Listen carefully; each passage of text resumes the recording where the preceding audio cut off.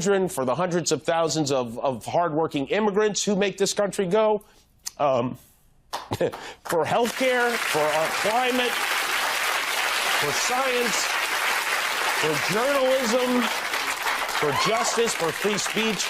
It was a terrible night for poor people, for the middle class, for seniors who rely on Social Security, for our allies in Ukraine, for NATO, for the truth and democracy and decency.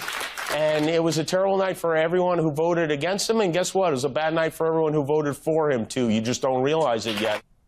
You know, I worry more about the audience than I worry about him applauding all that. But I guess they know. So his support. He's in New York, right? You'll know all of this, right, John?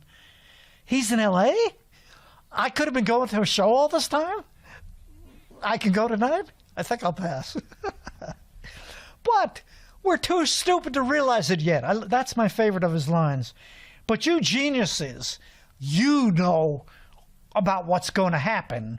Exactly. And you know what's right. We're the stupid people. Yeah, poor people will suffer. The middle class. You know, Kamala Harris claimed she was part of the middle class, and I don't think so.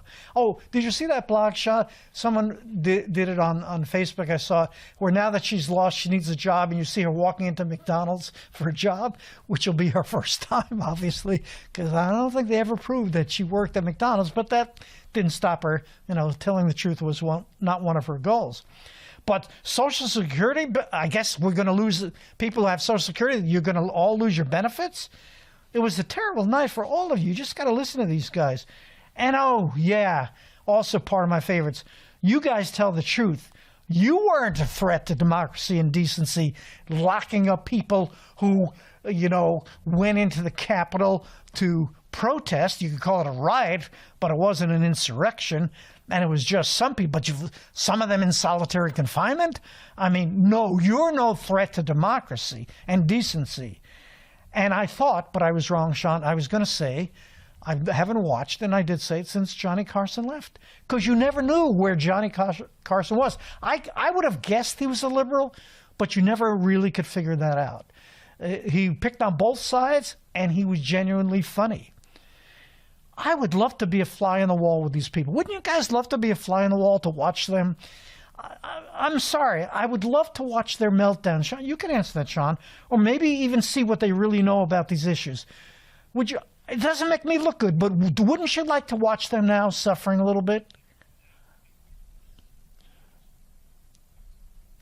He said he feels guilty watching them brings him such joy. That's what I'm saying. I wonder if I should repent that. Because, you know, it's not the decent thing to do.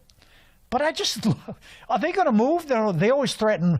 I heard Bette Midler, you know, she's one of the way out ones. I think she took down her account, whatever it was. Barbara Streisand years ago threatened to leave. They never leave. I wonder if it's because this country is so great. Even maybe under Trump, the things you say. What Whoopi Goldberg and the rest of these people say, you know, I catch clips. I don't watch these shows.